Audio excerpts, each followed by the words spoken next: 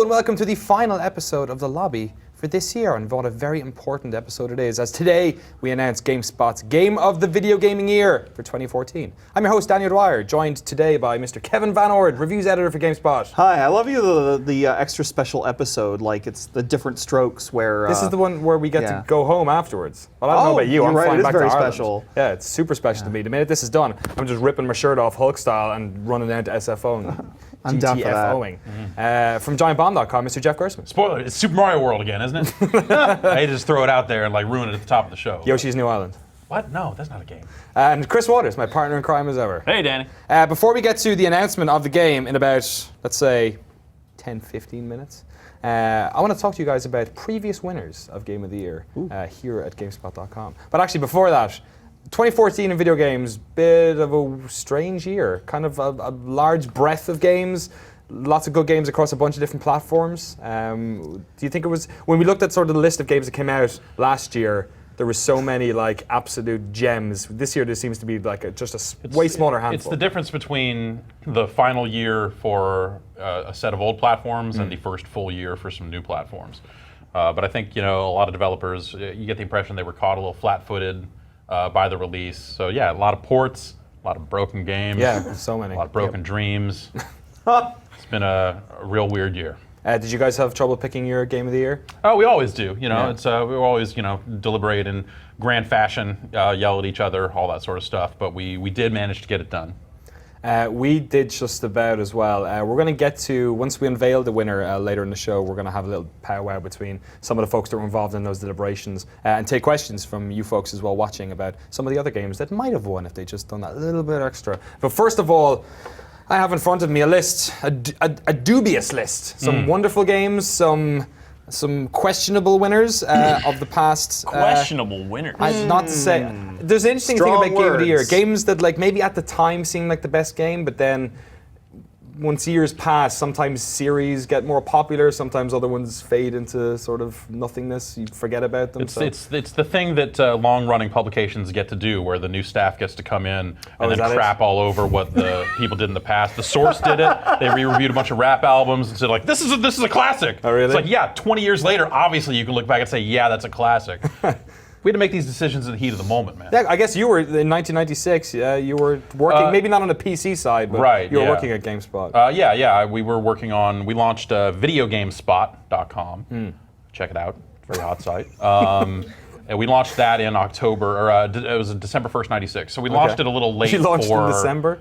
Nice. We had launched with 100 reviews, which I wrote too many of those. Very late at night. Anyway, we were too busy getting the site launched, I think, to pick a Game of the Year that year. Okay. And then I don't even know if we did one in '97 or not. It's all a blur at this point. But the PC side did, and they picked Diablo. Again, I'm not even sure. Is it Diablo or Diablo? It's Diablo. It's Diablo. Okay. Diablo. Unless you're Randy Pitchford. I've heard him say Diablo a couple of times. That's a pretty tight winner. I'm going to power through some of these because I want to get into discussions about some of the more recent ones. In '97, Total Annihilation won. Yeah. TA's amazing. Pretty reasonable. How many TA games? Was there a second one? Let's just say that TA is the game. Okay. Anything that you may have heard of, like, let's just ignore that sort of stuff. They were putting out units on like cover discs for magazines. For really? Annihilation. It was nonsense. 98, of course, a classic year in gaming. Ocarina of Time won. That was also the year that Grim Fandango came out. Half-Life 1. Did Metal Gear Solid come out in 98 as well, I think? 98 was one of the best years for games. StarCraft. But you have to remember, that was a year that they split it. There were actually two games of the years. There was a Grim Fandango one on PC, and then, of course, Ocarina of Time one on video games. So at that point, we were two split sites, so there was no real shared editorial. Yeah. I may have reported into someone who was on the PC side at that time, but generally speaking, like we made our own decisions. And didn't have to worry about what all the PC weirdos were into that year. How many folks were involved in those deliberations then, for your side of it? You know, I'm trying to think, like the year that Ocarina came out, like our deliberations would have maybe been 5 people, 6 people, something like that. You know, Joe Fielder, Ryan McDonald, myself, Maura Muldoon might have been there at that point. Anyway, yeah. Was Ocarina the first 10 out of 10? Yeah. As well? Yeah. I think the second 10 out of 10 was in 1999's winner on for the console stuff, which was Soul Calibur. Yes, Soul Calibur also got a 10. The winner for that on PC was EverQuest. I don't remember EQ having that long of a lifespan after that. Is that just because we now live in a post-World of Warcraft world where Yes. 10 years is standard? Yes. Okay. Yeah. Maybe I'm showing my age at this stage. They're still doing expansions for that damn thing every so EverQuest? often. Yeah, it's ridiculous. EverQuest it's Next? silly. That's forget Well, next. yeah. That's old. Like, yeah, all that old stuff. Yeah. I want to talk about the year 2000, folks. The winner on for consoles, Chrono Cross. That game got a 10 and thus had to be Game of the Year because what would we be doing if we didn't? Jesus, did we really give it to Chrono Cross? Yeah. By Totally. that I logic. feel like you and I have had a conversation Yes. on this set about Chrono Cross and the way it got a 10. Yeah. So I You want to plead the fifth on this Smooth one? over this one and move. The PC. Still a good game though. The Sims won on PC, beating out Deus Ex and Diablo 2. Diablo 2 I would have taken either of those two games. over The Sims. Yeah. The Sims was like a I crazy did play popular a game at ton that of The stage. Sims. I did but too. And it had like Super important five game too. 5 like, in the expansion end. packs as well, or maybe more actually. Boxed Sims. ones at least. Sims 1, we're talking Yes, about the here. first one. Yeah. 23, okay. 24, That's a landmark 189. achievement, and it was recognized as such in its year of release by a crack shot staff that knew exactly what the fuck they were talking about. Fair enough. 2001, Grand Theft Auto 3 bet to out argue games with that. like Halo, Smash Bros, and I'm not sure if Max Payne actually came out on consoles that year. I think it came out maybe a year later. Yeah. But yeah, and then Serious Sam, the First Encounter, one on PC. I love that. There's a certain, there's a certain type of game that I think resonated with the PC side of GameSpot at that time. Yeah. But, as the sites merged, I think you saw that attitude kind of cross both sites. But there was a certain appreciation for just like games that got it done. Okay. That were just extremely focused and just nailed that thing particularly well. Like Serious Sam was took, if I remember correctly, like it took that staff by storm. Like they couldn't stop talking about Serious Sam. I kind of played it and went like, yeah, this is cool. It kind of was that because like Crow Team were such an unknown at that stage. It was like a super left field thing. It was like a Yeah. return to, it's like think about where first-person shooters had gotten at that point. Like everything had gotten so complicated. Like it was a return to form of just like screw it, we're gonna just shoot stuff and have a great time. This headless thing screams at you while it runs at you. Like there's a lot to like These about fish have Serious legs. Sam. And now Crow Team just got 9 out of 10 on the side for the Talos principle. Who would have Right, thought that yeah. particular developer would have made that game Yeah. out of Interesting. nowhere? 2002, Metroid Prime on GameCube. I don't think you're going to have many people disagreeing with that one. Is that you? Just me. You're going to disagree with that? Yeah. What I couldn't tell you what I would choose over it. Not a fan of I just Metroid? never was a fan of the. Chris, you not a fan? I'm with you, Jeff. I mean, I don't know. Didn't I like jive. I like didn't first-person really dig it. shooters, and Yep. Metroid Prime is Yep. like it never struck me as a great first-person shooter. It was an interesting and really cool way to realize Metroid in a first-person format, but I just never connected with any of those games the same way that I HUD, connected man. with a side-scrolling Metroid game. Second Zelda on the list, 2003, Wind Waker. That's kind of an interesting one because I really like Wind Waker, but then it was like the first Zelda I played, not being a Nintendo Wind Waker kid. is amazing. Like, okay, forget the back third where you got to go all over the place, get the pieces of the map, and all that sort of stuff. But Wind Waker is incredible. Like, it looked amazing. Like that to me seemed like an easy choice. Like that- looking back on it now, I couldn't tell you what it was up against because Beautiful Joe. Beautiful Joe, is that Beautiful year? Joe, Star Wars, The Old Republic. Eh. Or Knights of the Old Republic. Pardon. I need to make sure Knights of the Old I think I'd Republic. take a Zelda over Beautiful Joe. As Yep, fun as Beautiful absolutely. Joe was. it's- Yeah, no, Beautiful Joe was a neat idea. Wind Waker is a fully realized, amazing thing. 2004, another fantastic year in video games. That immediately springs to mind Half-Life 2 for me. But I gotta say, I think they got this one right. World of Warcraft, best game. You can't really argue with that. The game still exists today. That was actually one of the stiffest arguments we had for Game of the Year. Really? Because World of Warcraft was so popular that it pulled in the entire console side of the staff. Who were playing World of Warcraft and then fighting very hard for it. So you had stalwarts on the PC side that were like, you're only saying that because it's the first one of these you played. Right, okay. That's weird. So the PC crowd were actually fighting against it, perhaps? It was just Andrew Park. Okay. But, eventually you got to a point where you're like, dude, like, stop. Yeah. Like, everyone loves this game. This game is fantastic. Like, just stop. Surely You're like, Greg okay, fine. Kasavin was in the World of Warcraft. I believe he Yes. was. yeah, at that Yeah, point, he reviewed that game. He did. A fantastic game. Like the smartest thing Blizzard ever did was give copious amounts of beta access to as many people on staff as possible because Yeah. it led to, and that's the smartest thing I think a lot of MMO developers could do is just get the game out there to people because it's like people are going to need to play it, and they did that. and everyone played it, and everyone got weird hooked on it, and yeah, that's what ended up happening. I remember being extra sort of frothing at the mouth in Europe because, of course, we didn't get that game until I think it was maybe last week in January, first week of February, the next year. So it was even more anticipation. 2005, third GameCube game. That's crazy. 3 and 4 years. Resident Evil 4. Man, Best Resident Evil game ever made. I'd say it's the best Resident Evil game ever made. Yeah, That was one of I'd those be down with that. That was one of those games for me that just absorbed all my thoughts when I was not playing it, and I just kept wanting to go back and play it all the time. Yeah, never liked the shooting, never liked Resident Evil to begin with, though. So it's sort of, like that whole game was just lost on me. It was just like, yeah, it's really beautiful. I understand why people liked it, but I couldn't stand it. For me, that was the reason. That was the last one that sort of got me to get a GameCube, and then there was like a bunch of extra fantastic, like half a dozen other games that were kind of must-plays at that stage. 2006, Chris, when did you come on staff? I joined the staff in 2007, but it wasn't until 2008 that I was doing reviews. Yeah. Gears of War for Xbox 360, 2006. And this was my first year at GameSpot, Oh, really? although Okay. I wasn't in those discussions for the most part. But yeah, Gears.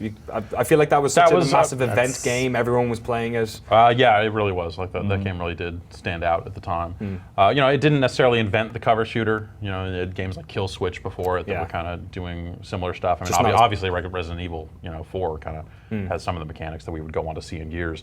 I just think they honed that game so well at that point that, between active reload, just like tons of smart stuff across the board with that thing. And that extra kick of it being the HD Right. console. Yeah. Moving up a console, that game was incredibly impressive at the time. In fact, and it's funny now because we've obviously pulled footage for this as well. Whenever I've ever looked for footage of Gears of War, it looks like absolute jank because we're so used to how 3 looks from the exact same perspective, same character. One looks like a mess. Yeah, it looks like a today. Yeah. Other games that year were Oblivion, Dead Rising, and Viva Pinata. Viva Pinata should have won that. I totally agree. That was my number. on. That was actually my personal number 1 for 2006. That was a soft lob for both of you. I didn't think you'd take the bait that easy. 2007, Super Mario Galaxy on the Wii bet out games like Halo, Modern Warfare, BioShock, and Crysis. That was a good year. I made it up to November of that year. Okay, what happened? And then did not. I ended up just taking a little bit of a break at that point. You didn't get into the meetings? Didn't stick around for the meetings for that one. Would you have picked Galaxy? Fuck no. Like, look at, like modern. That was the year that Modern Warfare came out. Yeah, Call of Duty 4. Like Halo 3 was a fantastic game at that point too. Like, Would you have gone Modern Warfare over Halo 3? Yes. You might have been able to like tip the scales too, because that was what the discussion came down to. Was basically Modern Warfare versus Super Mario Galaxy. Wow. Well, the deliberations were never about like being fair or voting or anything like that. It literally was who could talk the loudest in that room. Oh, really? I got pretty good at that over the years. Of just being you just kind of end up forcing your will upon people until they just go fine. Like the last Bart's leaving in 5 minutes. Okay. That's why I drove. Dan Reichert, I can hear him screaming in the background already. 2008, Metal Gear Solid 4, Sons of the Patriots on PlayStation 3. You reviewed that, didn't you? I did, actually. Yeah. That year actually did come down to the 2 10s. Grand Theft Auto 4, Metal Gear Solid 4. Oh, yeah. We went with Metal Gear Solid. That was a contentious year, though. I remember the kind of, like, projecting your presence being part of, like you were saying. Yeah, totally. Like there's very much just get out there, just stick your chest out and hope for the best. So GTA was reviewed by Justin Calvert. Justin Calvert. Right? Yeah. And ultimately, it's funny because Justin was the one he argued against GTA. And on behalf of Metal Gear Solid 4, which he liked more. But GTA 4 is another probably discussion for another time in general. Yeah. That game, people look back on that with disdain these days. They do. In a way that like... Fantastic game though. Yeah, at the time it was like I really loved that game. Whether it held up or not, like that's the debate. But I want to say we went with a GTA that year at Giant Bomb. But again, it's all a blur. I adored that game. I thought the online in that as well was kind of reminiscent of the Gears of War days, where everyone seemed to be playing it. It was like super interesting. But I think that was the year when GTA, when the story and action sort of seems to be at odds with each other. Where like the story of this one character who was supposed to be like, I just want to get away from my violent life. Also, they just got so good at telling their stories and a lot of that stuff that I think it's where it got disjointed. But they tried to ground the game. I mean, you think about them coming off of San Andreas and what San Andreas was. Like it was smart for them to go like, all right, new generation of consoles. We made our table tennis. Let's get back to the roots of reality, hitting a ball at one another, and then also going out on dates or whatever. But and not jetpacks and all that wild weird mini business, games. you know, It was like the Tony Hawk Underground of basically GTA. So like sticker slapping your way around the world. That was the first time I remember hearing the term ludonarrative dissonance was with GTA 4. That's the first time I've That's the first time I ever remember that term. It's the monster from Labyrinth. coming up. Oh, okay. Exactly. Yeah. Exactly. That's a cultural touchstone all of our viewers can get behind. Exactly, yes. 2009, Demon's Souls on PlayStation 3. Did you review that? I did. Yeah. I actually think that's one of the best things we ever did. And that year was Uncharted 2 and Assassin's Creed 2. And Modern Warfare 2. And Modern Warfare 2. Yeah. A lot of great. I actually think that was a really great choice, but it was also a really interesting You were choice. voting for best game of the year with this? Most game of the year. All right. But this was a pretty easy thing to come. It actually came down to Assassin's Creed 2 in this, I think. Yeah, and AC2 is probably the best Assassin's Creed game. It is of the bunch. easily, surely the best Assassin's Creed. What about Brotherhood? Yeah, but that's like Assassin's Creed 2 extra. Yeah. It's like they just changed it and made it. I mean, yeah, if you want to reward AC2 for being first, then sure. I'm just a block of black on that video review. What the hell? That's what happens when you Jesus, get you to wear it's just a chunk a of green black. shirt. And that was all shot on this gigantic, massive, ridiculous green screen. Oh, really? Yes, it was. Yeah, like, let's make it look real and good because it's the internet and people want stuff that looks like television. This green screen we have here is so much better. Oh, I know, yeah, Like, this it's green screen, incredible. this is just like, Look this is at top-notch stuff. To be Like, fair, it was better almost than looks Phantom real. Menace, though. Why do you To say be that? fair, our green screen effects were yeah. better than Phantom Menace, so we got that going for us. Better stories. 2010, Red Dead Redemption. That's That game was pretty great. fantastic choice. I feel like that's a real easy one. Yeah. That was a pretty smooth year, I think. What else came out that year? COD Blops, Mass Effect 2, StarCraft 2, and Galaxy 2, which we actually gave a 10 out of 10. Let me tell you about a little game called Mass Effect 2. The best Mass Effect The game? best Mass Effect. Yeah. True. Only by True. virtue of 3 being such a disappointment, surely.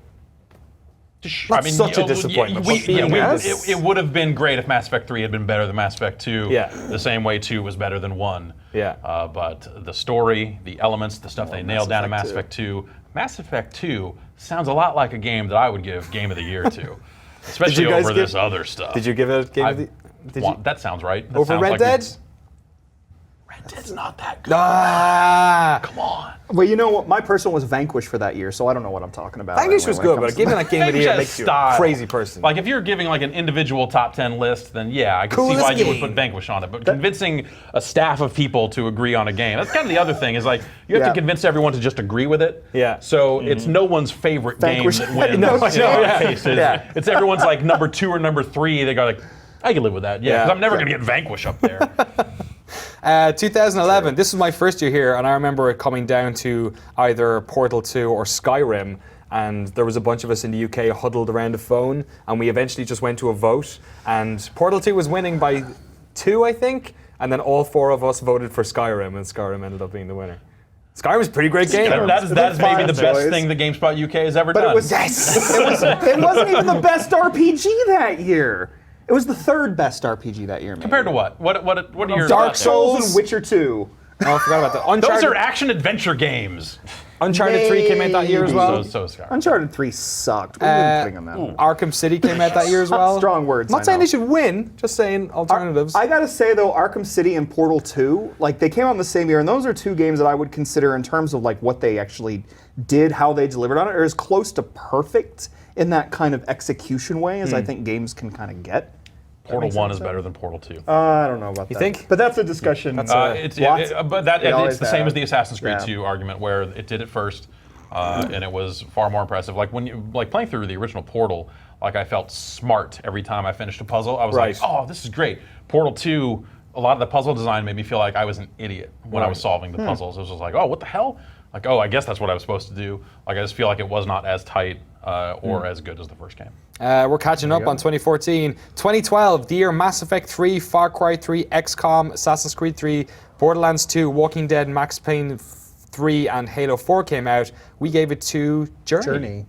Yeah. It's too many 3s and 4s in that list. Let's go with something Journey original. is that what it was? That was a Sequelitis here? super weird conversation too, Yes. because I think Spelunky was the game that was the runner-up in our conversations. really? Like I think that's the game that we almost could have given Game of the Year to Spelunky. In which we probably should have done. I mean, let's be Screw honest. you all. This game is Come magical. on. The thing about Journey was when Journey came out, this sort of super short indie experience, so like 2 to 3 hour thing, wasn't that. It's kind of common now, or at least more common, especially on consoles. This was kind of like a weird avant-garde thing you'd see on PC more, I feel. Whereas, do you think perhaps that sort of lended to why it won Game of the Year? Because at the time it was such a novel experience and it kind of paved the way for more games like this? I think it kind of taps into that, when you're deciding on Game of the Year, what does Game of the Year mean? Like, is it just the best game of this year? Is it what, that by rating, by review, so a 10 has to get it? Is it like the staff's agreeing? Is it like enough people's favorite? Is it the game that we like want to keep playing? Is it the game that we want more developers to develop games like? We want to see of this more in the future. And so I think it kind of tapped into that we have this voice when we are choosing Game of the Year on the sort of cultural zeitgeist of gaming, and we want to +1 this game because we like the way this is going. For as many people as this comes up in discussions, I don't think anyone would say that Journey wasn't a good game. It was a fantastic experience, very unique. I love Journey. Yeah, wonderful. it's really cool. It's emotional and without having to have any dialogue or any words. But I also think people kind of downplay its mechanics, and I actually think the way it used mechanics is really special. And of course, it had that that sort of fluid co-op type thing. Yeah. That actually sort of started with Demon's Souls, I guess. Yeah. Kind of. And now Test we're Drive seeing Unlimited. that. That's true. That is actually true. But now you see that everywhere now in games, and I think that's part of going back to Demon's Souls. That's kind of part of why we chose that. And then last year, saw that going somewhere. Sorry, Kevin. And then last XCOM. year, I'm just what in 2012? Yeah. It's pretty good.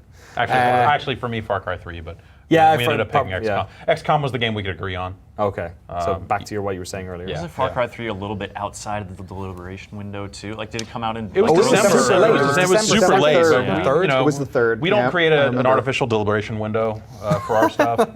We just kind of say, if it came out, it came out. Yeah. And we were able to get a hold of it earlier than regular release. Well, So when we I get had the argued. Talos Principle Easy Game to of the say Year when you get next a hold year, of it earlier. you'll know why. Like when you're already 3 meetings deep and this That's game is your releasing. job. Pick up the phone and say we're having Game of the Year debate. Send your game Send over your if you want us to game. consider it. If they don't send it over, they're idiots. Fair Or they know point. their game is bad. Speaking of sort of, I guess this was a game last year that so many people had played and so many people enjoyed that it had to win. But last year, the year GTA 5 came out, The Last of Us, Bioshock Infinite, we gave it to The Legend of Zelda: A Link Between Worlds on the Nintendo 3DS. Our first handheld. I guess Game it of the was, year. yeah. Not our first Zelda, our That was the third Zelda. Zelda. the third Zelda that was on that list. Fantastic game on 3DS last year. I remember everyone playing this. Yeah. Yeah. It was one of those. Yeah, that just- it really is great. Everyone's playing it. Everyone's talking about where they are. Everyone's talking about how these mechanics are making this world feel fresh and new in a way that Zelda hasn't been. And yet it's also still really playing on nostalgia in a really smart way. It checks every box. Yeah. You can say a lot of nice things about some of the other games that came out that year, but this is the game that is most Good. most good in terms of just if you think about it, a lot of the arguments around Game of the Year and the deliberations that we put on Giant Bomb, we podcast out all our deliberations. They're not that different from the GameSpot ones. It's just fewer people. Yeah. So to get a sense of what the GameSpot deliberations were in the past, I don't know if you guys still do it that way, but Yeah, we'd like It's pretty 25 much odd people. the same. but yeah, it is that kind of you end up saying the worst, most negative things about the second best game game. or So something like that, true. and you're like you just said Uncharted 3 is garbage, which I actually kind of agree with. It's a two at best, well, you yeah. know. 2 out of 10? You can't say that sort of stuff about A Link Between Worlds and have it ring true. You can gin up some stuff and say, well, isn't it bad because it's just basically an old game and isn't it playing on this? No. I don't own a 3DS, so it shouldn't win. Right, that's a good, sure. There you go. You found the one valid argument, I guess. Awesome. But yeah, there's nothing wrong with that game. Yeah, so those were all the winners we've had over the years. Jeff, thank you so much for coming on. When will Giant Bomb's Game of the Year be announced? We start on the 26th and we go the full week. Brad's been assembling the podcasts. It is just over 11 hours Great. of deliberations for our 20 categories. Drew is off editing all the videos and that sort of stuff. We've got something like 30 different guest lists coming in from some of the people we had last year, some new faces. I'm told I have to go record audio for one of them, because apparently I'm doing voice drops for a song. I don't know what the hell's Great, going on. okay. Like, there's all kinds of nonsense. So yeah, that'll go from the 26th to the 30th.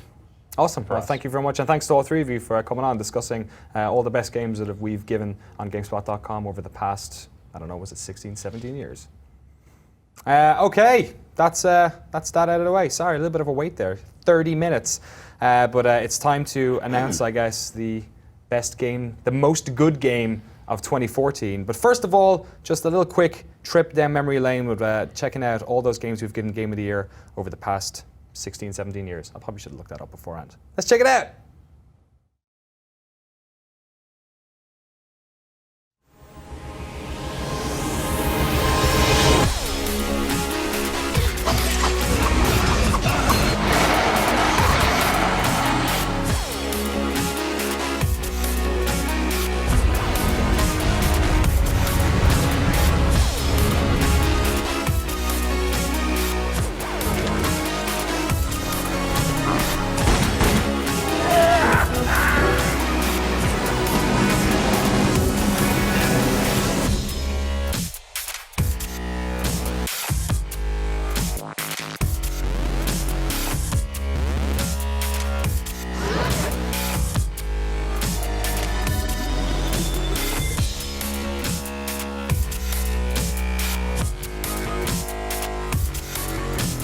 Welcome back to the stage of history.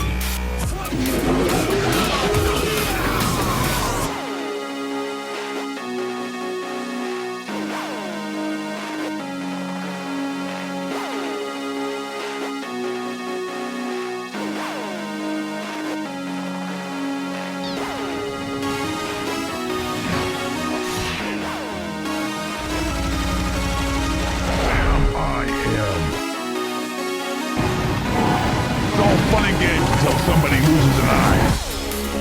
I mean, this is good. Small time.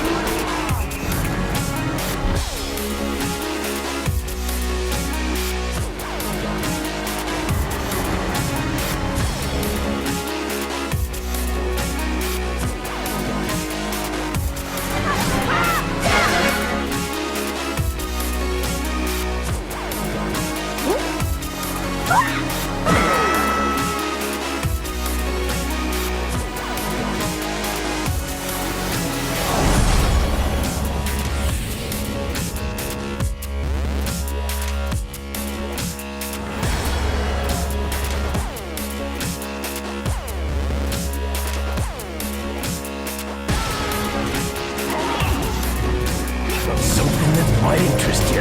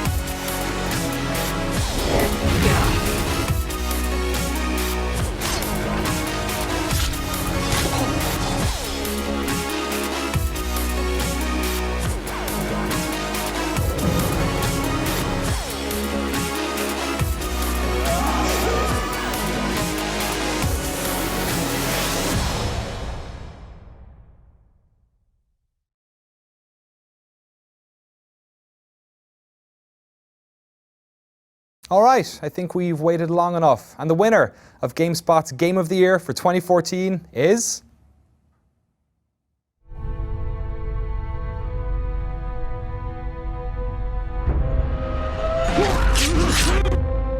I'm right here, son. I'm right here.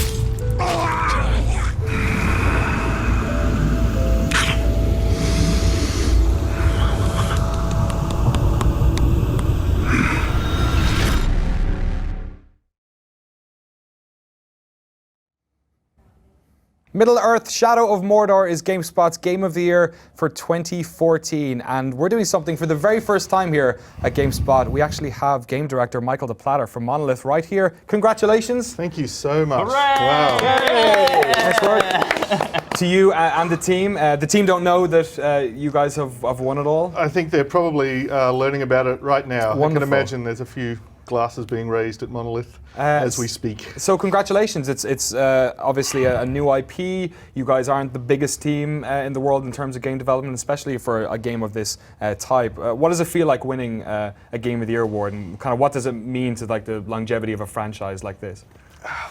Kind of a little bit lost for words, because all of those things you said were really true. It's our first open world game. It's our first third-person action game. It's the first game in what hopefully gets to become a new franchise. So sort of a bit overwhelming.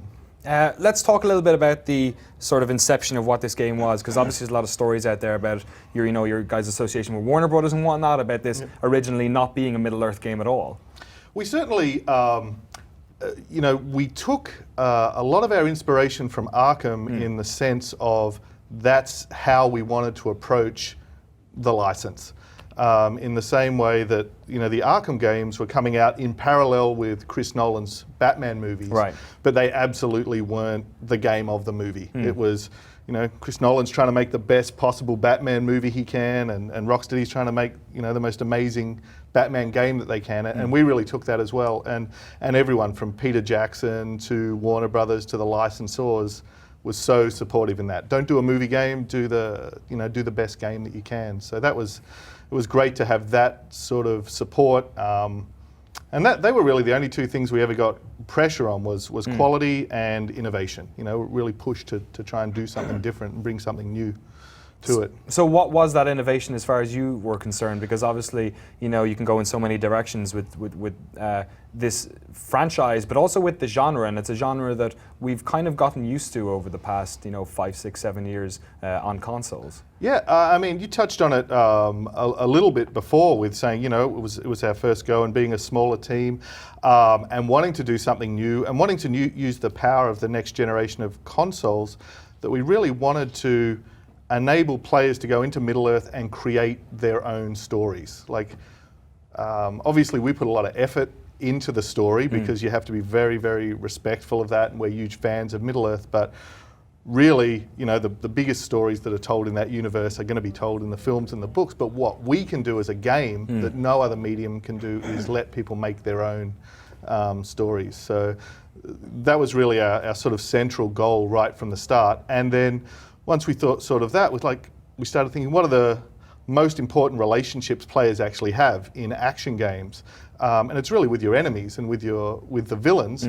But of course, historically, people put a lot of effort into NPCs and friends and allies. And we're like, okay, what if we take all of that effort and all of those relationships and put it onto the bad guys and let you build these really meaningful personal relationships and create your own villains in the game as well. So that was sort of the inception of that idea that became the Nemesis system. The discussions for this year's Game of the Year, as with every year that I've been involved here at GameSpot, went on for hours and hours, and I feel like we sort of tear apart every game mechanically in as many ways as we can to try and come up with what was the best Game of the Year, not just mechanically actually in terms of every aspect of it. But one thing that kept coming up, Kevin, in our discussions was how the Nemesis system sort of changed the way you approach almost everything in terms of a third-person open-world adventure game. Sure. Instead of you basically having the breadcrumb trail and picking and choosing what you wanted to do, sometimes just instances happened like of emergent gameplay out of nowhere with when you hadn't anticipated it. Sure. Almost like you were playing the game to the game's rules rather than to the beat you wanted to do. Yeah, it was interesting too, because I mean every year it's a little bit different in terms of, okay, does it go to the game that was just the most well executed game of its type? Does it go to the game that's going to mean the most in 10 years in terms of what it introduced? Or there are so many different ways to go, but this was an interesting one because you could say both about it. On one hand, it was the best game of its type really that came along this year. And you know, when I would say that Assassin's Creed is the closest analog, it was certainly the best Assassin's Creed game that came out this year. And there were a couple of those. Yes, there were.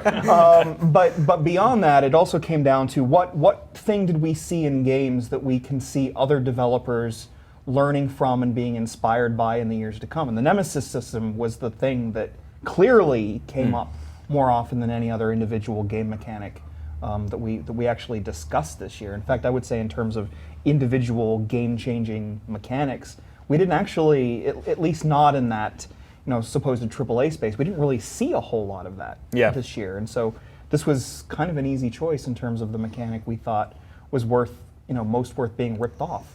And we did. We touched on that during our discussion of like GameSpot's winners past. I mean, with Gears of War and the active reload in the cover, with Demon's Souls and that kind of multiplayer overlap. Those are all things that we have since seen propagate throughout the game industry like wildfire. And I think if stuff like the Nemesis system does that, we'll all be the better for it. But there was also another part of it, and I feel like we often get really stuck on the Nemesis system when we talk about the game. And I kept bringing up this many times, which is, okay, so we've seen similar mechanics before, but we've never seen some of these little touches that can make the difference between a game that just has a lot of stuff and a game that has a lot of stuff, most of which is actually meaningful. And that was a big part of the discussion as well. So for example, you can't just go in there and know that, hey, I've played Arkham before, I've played Assassin's Creed before, I know how to respond to all of these attacks and just do the thing until everybody's dead. Oh no, you're not gonna pull off that shit in Shadow of Mordor. You have mechanics that instead of being like, and I hate to do the little Assassin's Creed comparison, so forgive me in advance. But it's sometimes it's easy to draw a comparison between a game that does this thing but doesn't do it as well as the thing this game does. And so you have like, here's a collection of mechanics. You could use your smoke bombs if you want, but who cares? You never need to do that. Just play the damn thing without it. Here's suddenly a case where it's like, what are all of the things I can do, and how do I need to use them to actually conquer the challenge in front of me? To not keep getting killed by all of these friggin' orcs. And suddenly the addition of challenge means that you also have the addition of meaning to mechanics that in other games are just there to be there. Now you have mechanics that are there because there's actually worth in testing them, in exploring them, and actually sometimes using them when you might not have if the game didn't prompt you and didn't really necessitate that kind of approach. You've got the enemies with the different weaknesses and strengths. And when I first heard about that, I was like, oh, well, it's just a thing developers say. No, this wasn't just a thing developers say in this case. This was a real meaningful thing. And that's one of the great things too. We're so used to just hearing they're just words. Anybody can say these things. Or line items on a PR list. Yeah. One of the things that sort of stands out to me about this, and maybe you can speak to how you guys felt on the development side, is there's a lot of rules that we've sort of come to understand in this genre that you guys either ignore or actively go against. For instance, the idea that if you lose a fight, you don't just hit reload and you try and fight them again. It's actually not just going to be as hard, it's going to be harder than the last time. Were you guys ever worried that you were going to step into ground that was going to make gamers feel uncomfortable? Because so much of what we see with big AAA games is placating players and trying to make them not feel like it's too difficult. Yeah, very much, because it was really scary at a lot of points to do that, because we had a mechanic that was built on you having more of an emotional connection to your enemies. So you have to love to hate them. Okay. And the only way to develop that true hatred is to have them take things from you or beat you or frustrate you. So, even things of discussions, like we could have had an easy mode, and if we did, the game would have fundamentally been broken, because if you could just hack and slash your way through the game without having to stop and think, without getting killed, without seeing these guys level up, without the world evolving, people wouldn't have got to, experience the Nemesis system. And I mean, to be brutally honest, we saw that the people who were at the very sort of end of the bell curve in terms of their coordination and skill and their ability, the people who found the game most easy were also the ones who found the Nemesis system least engaging. So it would Okay, definitely right. be much more the case that, you know, and we're looking at this with DLC 2 as well. I think actually a hard mode is probably what we needed even more in some ways than an easy mode.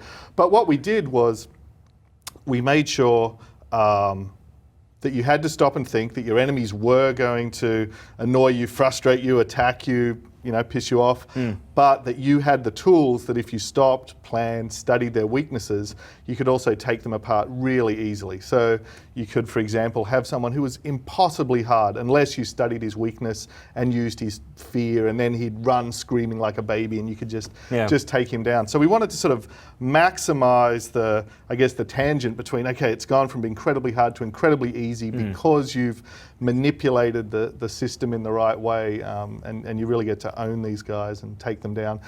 Except, of course, that sometimes they then come back to sort of have another go at you again. One of the things that keeps coming up on Twitter and the comments on GameSpot is 2014 was one of those years where we saw a lot of games, either established franchises or new ones, just technically have a lot of issues with them. One of the things that came up in our discussion, I guess, is we kept mentioning things like the Nemesis system because stuff like the combat, the world exploration, and then also technically, there was nothing there that stood out as like, it was all kind of smooth. It was not flawless, I wouldn't say, but there was nothing really to take issue with at all. Technically, you guys made a game that, you know, I've never had any problems with. It doesn't come up in discussions, and the internet seems so sensitive to it now. How did you guys, as a relatively, you know, not a massive like Ubisoft outfit who's got seemingly millions of people working on a game, create a game that came out in a timely fashion, but also didn't have any like major technical hiccups? I think, I mean, you know, it's sort of a cliche, but making games is hard, obviously. And I think partly it was the factor that it was our first go at this type of game, so we were so incredibly paranoid and so fearful that we did close things down early. Our production was really diligent about closing things down. Our QA did just a phenomenal job. Having our own engine, you know, and our own tech team, and having those guys on site was hugely integral to it. So it just really was, you know, it was a big goal of ours. It was a priority to do that because you don't get two chances. Like if we had have come out and stumbled on our first go, we'd never be getting a second one, basically. When did the point come where you felt confident about this game? Was it, you know, when you maybe- went gold, or was it like a week after launch? Or? It was probably, I guess, Thanksgiving. Okay. You were giving thanks? No, exactly. But it was like, you know, like a month after launch when you've seen the reviews and you've seen things settle in, and you can see the user reviews and you can see people playing it and you can see people's streams. So yes, a month or so after we came out, I guess. So you guys ready and willing to take another bite at it? Jump back into the maelstrom of game development again? Well, that's why it's so incredibly exciting and meaningful to get an award like this as well, because it really does help us have that chance. There was actually, the other day, Ken Levine from BioShock, he wrote a pretty cool blog post, and he was talking about the Nemesis system and talking about procedural storytelling and so on, and it was really complimentary and it was great, but he described the Nemesis system in Shadow of Mordor as very much the sort of baby steps towards a new type of storytelling and dynamic storytelling, and that's really true. You know, we've learned so much in the course of doing this game, and are so excited to get to apply that knowledge and kind of move forward. Excellent. Michael de Platter, congratulations once again for Middle-earth Shadow of Mordor. Thank you so winning much. GameSpot's Game of the Year 2014. Thank you. Hooray! Hooray! Hooray! We're going to let you guys have a little powwow with us in just a couple of minutes. We're going to chat about our deliberations here at GameSpot.com, why we picked Shadow of Mordor, why we didn't pick other games, and I'm going to be keeping an eye on the chat so you guys can get your questions in there as well. But first of all, we're going to check out a little bit of a trailer, because Video Games Ain't Dead Yet is the latest trailer for Evolve.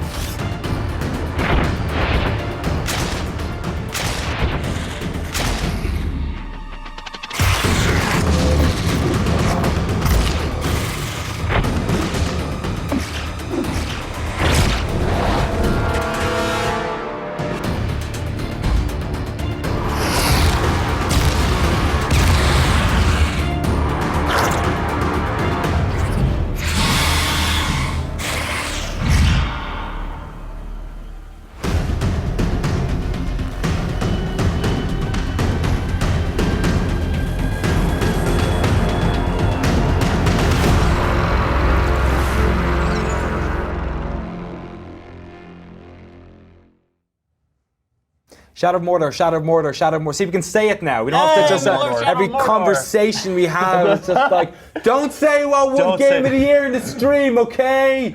Don't say Shadow of Mordor. Did a Middle Earth. great great job on that nominee show, by the way. Wait. Tipping our hand. I thought, yeah. What happened? Do you know what won Game of the Year? I know that an Australian was just on set, and we don't have enough Australians. So having 2 Australians in a row on the Yeah. lobby, it's Randolph amazing. Ramsey. Hello. He's Australian?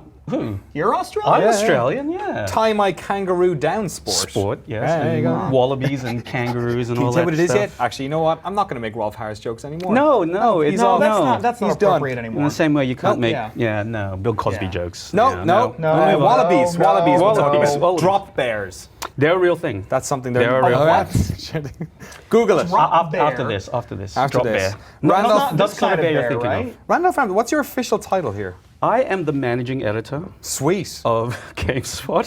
He's laughing as he says, ha ha ha. No, I'm the managing editor. managing editor. I'm the managing editor. That didn't come from a place of superiority. I'm just saying that I'm I'm usually going home for 2 weeks. I don't care. I'm usually Can you believe they gave me the title of managing editor? I'm the guy that prods Kevin and other people. I don't usually get on front because Kevin is the guy. To be careful, he's my boss. So Yes. really In careful. fairness, we all prod Kevin. Yeah. So don't feel. in different ways. Yeah. In different Physically, times of the people day. come up to me and they're just like, Yes. sticking microphones in his Chris? face. But of course, we had our long and drawn out and angry and beautiful and It was very long this wonderful year. Game of the Year discussions. They've been You were longer. kind of the puppeteer of the whole thing, I would say, or maybe the master of ceremonies, perhaps. Yeah. I mean, I think you guys have sort of covered it a little bit in sort of like other videos, but like this whole thing starts basically with the team, Yes. right? And I'm just basically the guy who sort of collates all that information at the start to try and get us to a good place where we can then start talking about, okay, what do we think is actually the best within each of these categories? So, like the place that we start from basically is I just ask people what their favorite games are for the year. And I think there's like 20, 25 people or so, like around the world, including our offices in Australia and the UK as well. Yep, and basically I collate all those. I think we gave us like top 10 or 15 games. Yeah. So I asked you guys, okay, doesn't matter what platform, as long as it was released in this time period, what are your favorite games for this year? What I do then is I, come up with a list. I break it all down. I assign this, arbitrary number score depending on where it placed in everyone's top 10. Which is great if you gave him a list of top 10 games, not in order of preference, like I did. It was Who very sends in idiot. a list of 10 games when asked for a top 10 and doesn't rank them, Danny? sorry. It was It very didn't matter in the end, but It was very clearly in the email, Yeah. Danny. You just want a clump of 10 games, right? Just scattered up in a bag. Yeah. It's my Just- grab bag, my I'll top just- 10 grab bag. yeah, I think Gang Beast was the one I put at the top. And you know what? Oh, no, I'm that sorry, makes no sense to offense me. to Gang Beasts.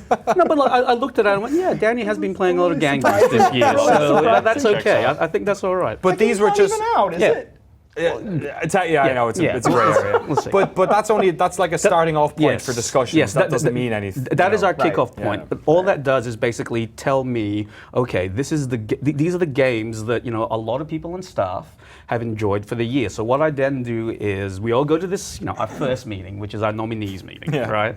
And essentially from there, I just put a list of, I think, the top 10 for each category that we have, and then the arguments start. And a list of kind of the 15 ones that didn't necessarily get in, and a couple of those end up getting in as well. Yeah, exactly. So yes, and then that's when the discussion starts, and it's free for everyone to say, I don't think this should be in there, or we usually try and pick people to champion something. So if it's a game that hasn't been played that much, but one person is particularly passionate about it, that's the platform to start sort of lobbying for that game. And you can see it in games like, but we'll get to the Game of the Year stuff in a second, but for instance, on PC, like Divinity Original Sin is not a game that a lot of people could have put in like 80 hours. You can't just play that game in like 5 hours and get the gist. You need to like put time in. So like that's one of those games where you could see there were like 5 or 6 people on staff who would put quite a lot of time into that, who would realize it might be a contender, and then those kind of conversations came.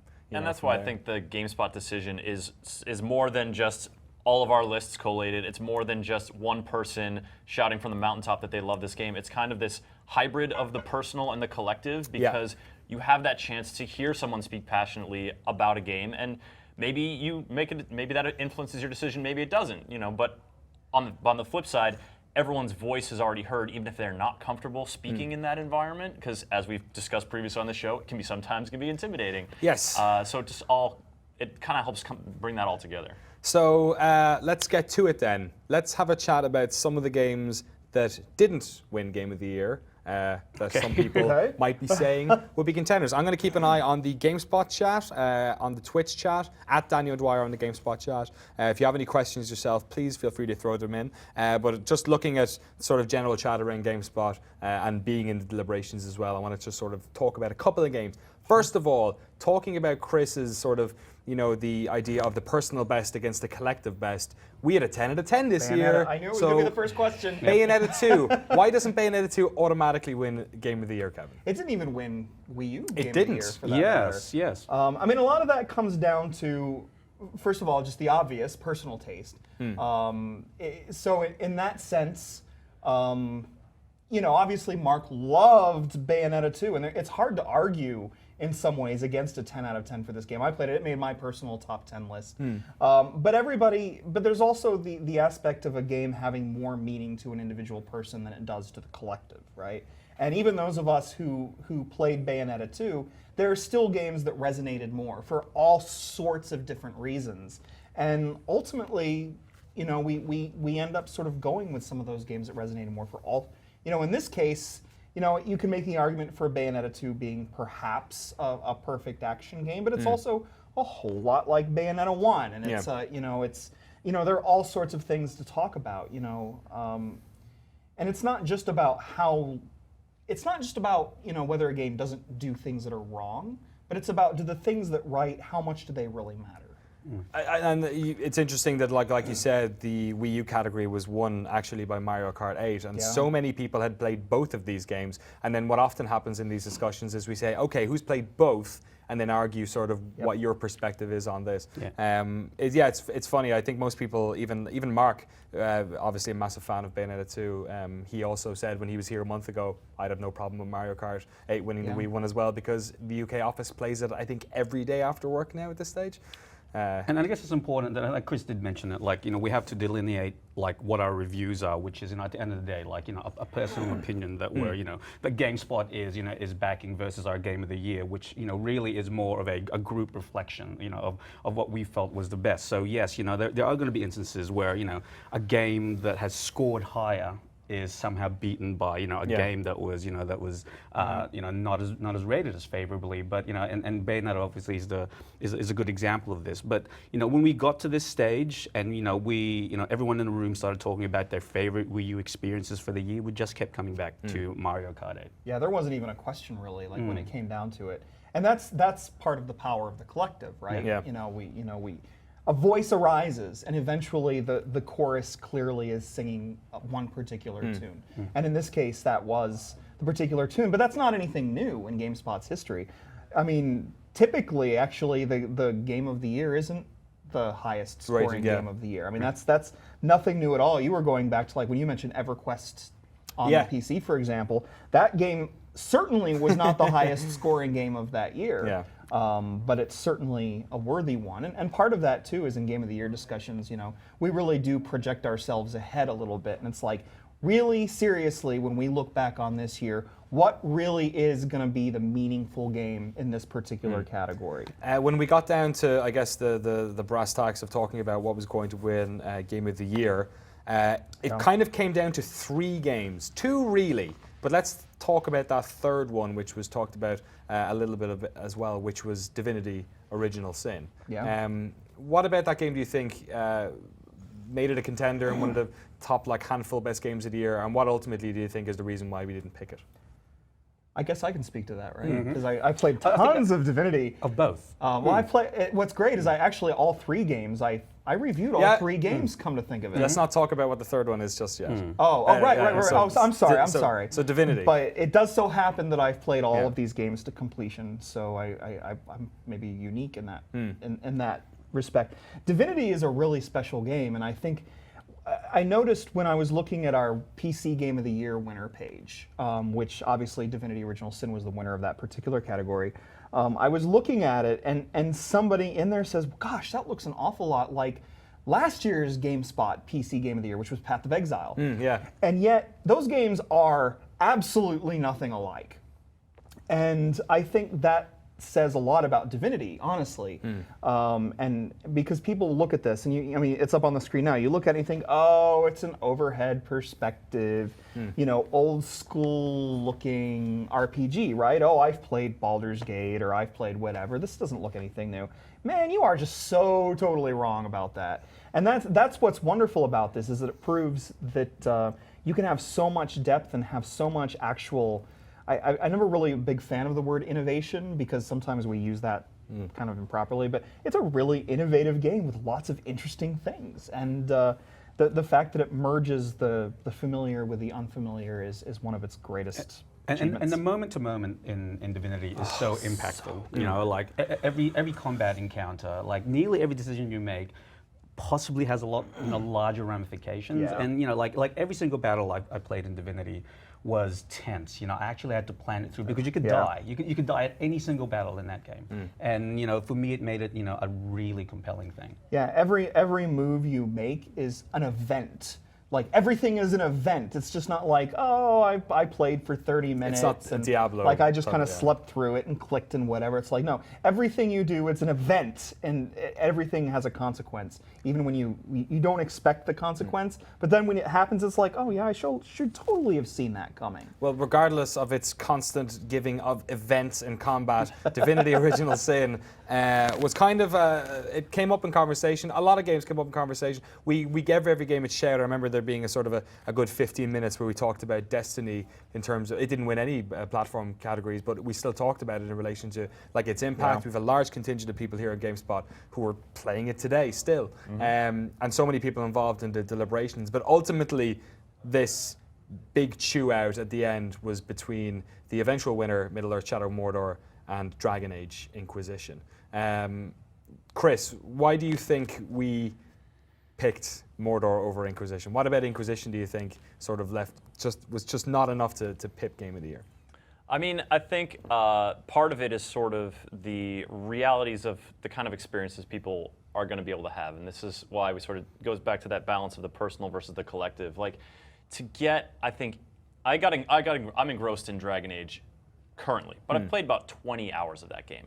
Now, when I play 20 hours of Shadow of Mordor, that is a significantly larger percentage of that game than it is of Dragon Age Inquisition. And the kinds of things that I'm seeing, the kinds of bonds that I'm building, the kinds of combat scenarios I'm getting into, they change as you sort of go throughout the whole game. I think that part of the things that, I don't know, Dragon Age, is it the kind of thing where we know BioWare, it's sort of a known quantity. We know how they do these relationships, and they do them well. And like, the discussions and the interplay you can have is fascinating and engrossing, but it's also, it's a known quantity ground to some extent. Yeah, it is familiar in a way. Yeah, I think Kevin sort of stated it best, and you came up with this in like our winners deliberation meeting, that Dragon Age is an amazing game, an outstanding game, but Shadow of Mordor and Nemesis system is the thing that people are going to be copying, and I think you mentioned that with Michael on set, just a few minutes ago too. So I guess we weighed both of those things, right? Like I guess in the fullness of time, what are we going to look back on and say this game had an impact? Over and above, like it was an outstanding experience for that year. And I think at the end, that's, for me anyway, that's what tipped Mordor over the other two games that you mentioned, Divinity and Dragon Age. The funny thing I found during those deliberations was that there was no two camps on this. I feel like people were wavering constantly. I feel like there was a lot of talk about Dragon Age Inquisition, and then people were going, and then some person would remember an instance from Mordor and say, this, and then I remember there was individuals sort of swapping which one they wanted to be on. it was a nightmare. In the end, like it was so I believe we took tough. 2 or 3 votes on this. Yeah, we and, did. And it would change all every the single time. time. We took did, votes yeah. based on people who like, and we try not to take the votes aren't like the be all either. It's more of the like, do we think this is what it is? Yeah. Let's just do a round table to make Do sure. we continue on this discussion path? Yeah. You know, yeah. So.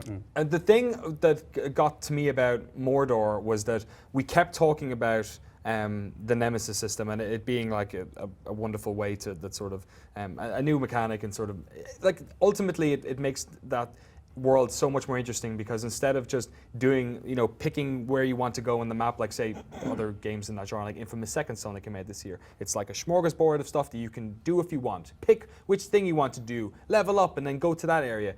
Whereas in this one, you could be picking what you wanted to do, but then the game would go, no, I'm going to throw that guy in. He's too overleveled for you. You're going to have to run away, or you're going to have to fight him.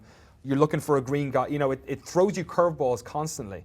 And the other thing, which I think maybe ultimately we started talking about in relation to these two games, was that Mordor is just kind of solid. Like, combat-wise, I really enjoyed the combat in that game far more than I have in the past couple of, say, Assassin's Creed games or whatnot.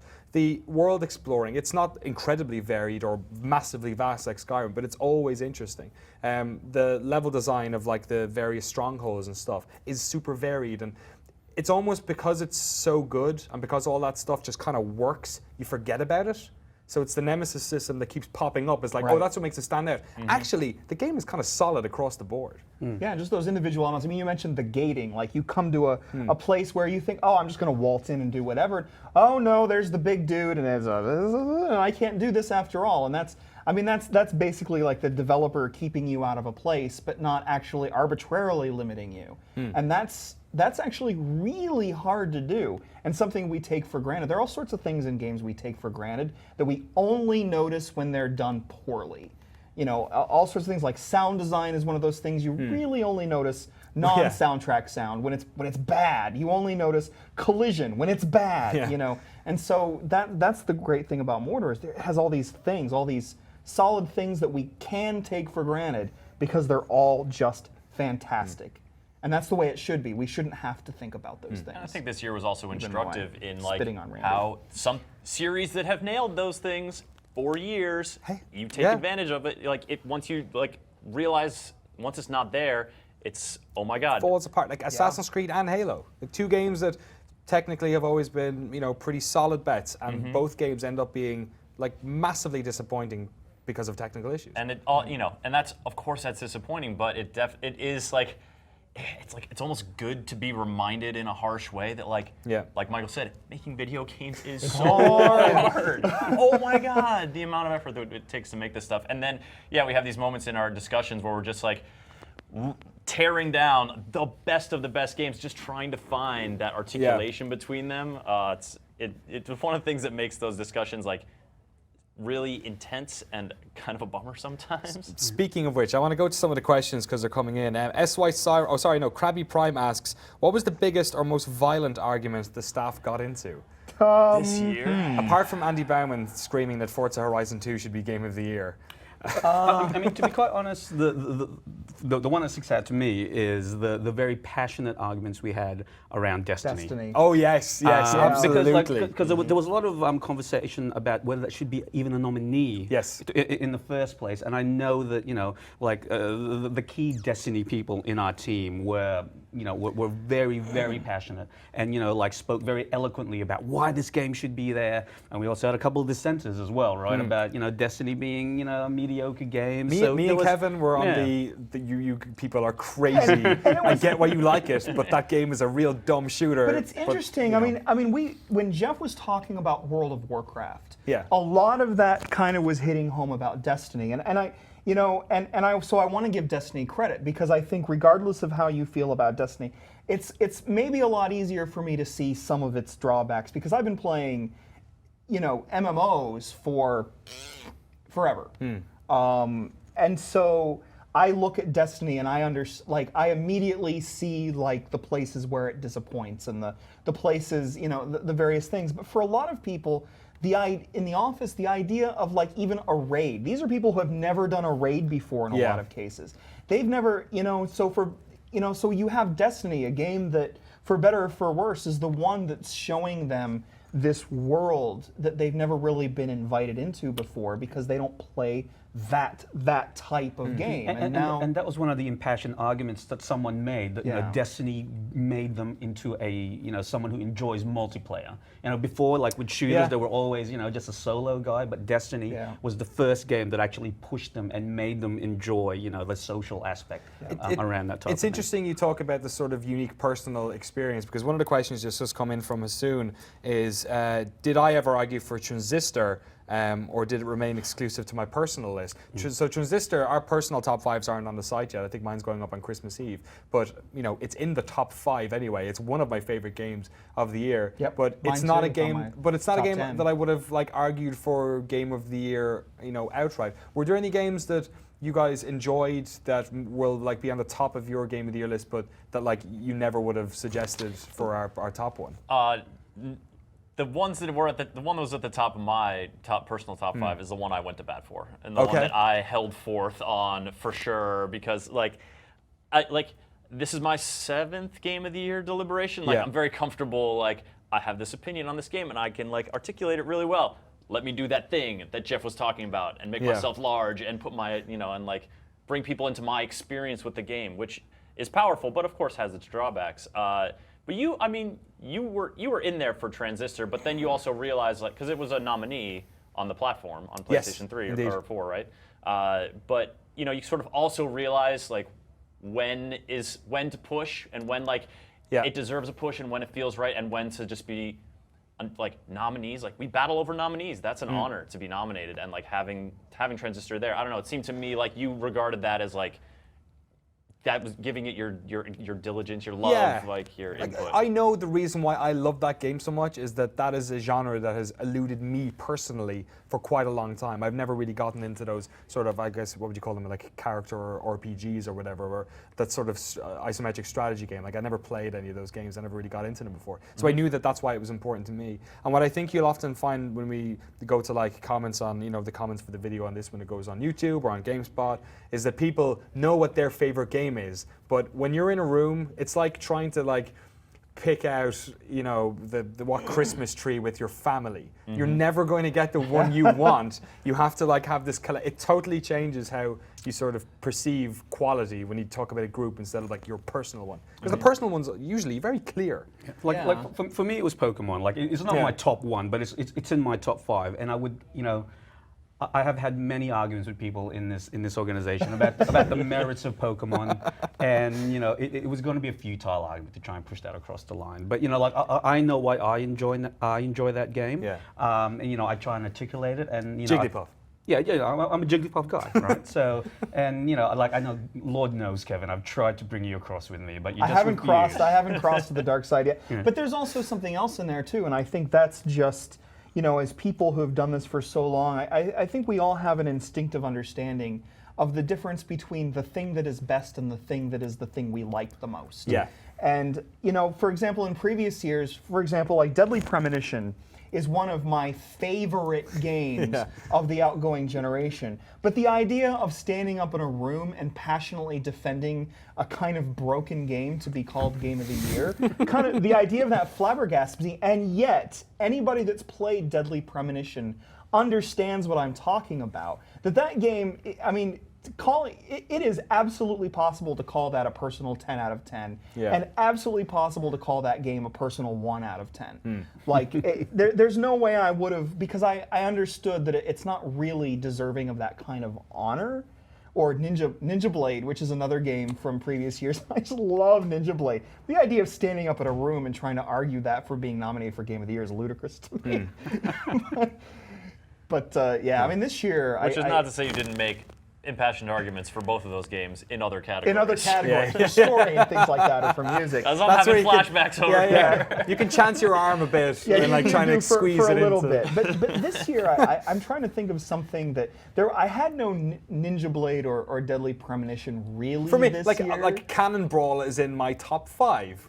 I didn't try and push it into top PC game because I know like not enough people had experienced it, and I think the reason I like it is because I grew up playing Worms and stuff like that. And it's not to take anything away from these games, but it is, it's to contextualize what it means for GameSpot to give an award and what it means for Danny O'Dwyer to give an award. And I think that having... Doesn't mean shit.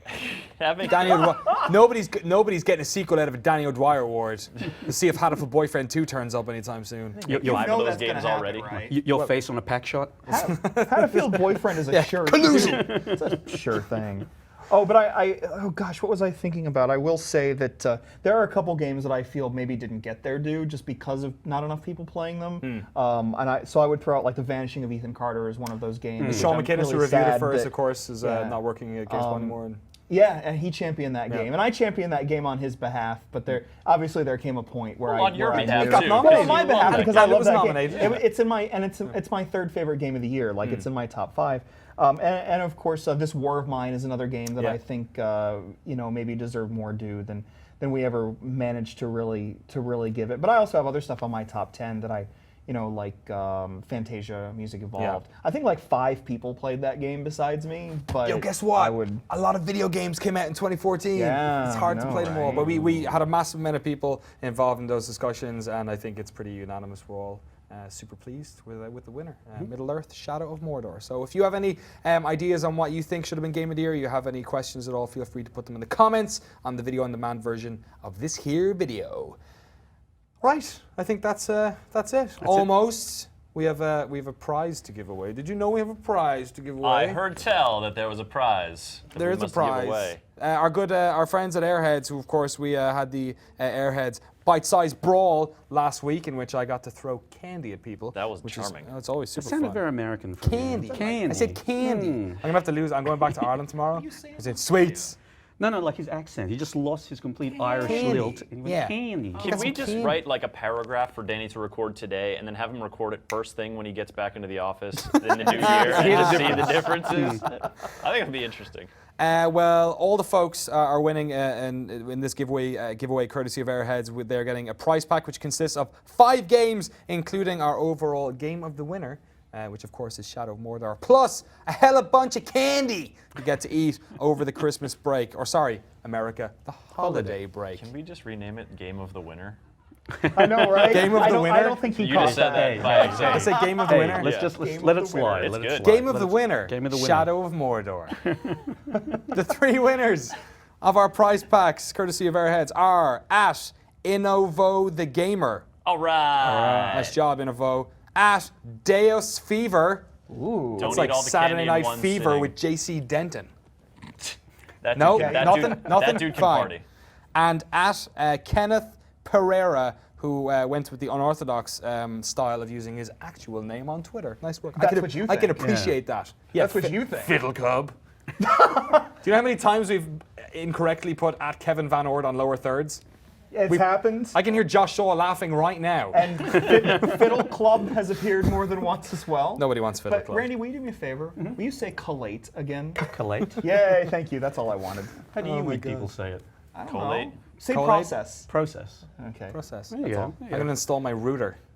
Is this the part where the show just devolves into Devolves a foreign into- accent? Oh, it's already. It's soundbox? already. Yeah. It's Are we gone. talking about drop bears again? Yeah. I don't know what that is. Google Drop Bears. That's the lobby for 2014. Thank you so much to everyone who's been watching the show. We will be back in 2015 with a slightly different format. I want to give a big shout out to all the folks in the back who you never get to see. Dam Hork, Josh Shaw, Mary Kish, Eric Tay.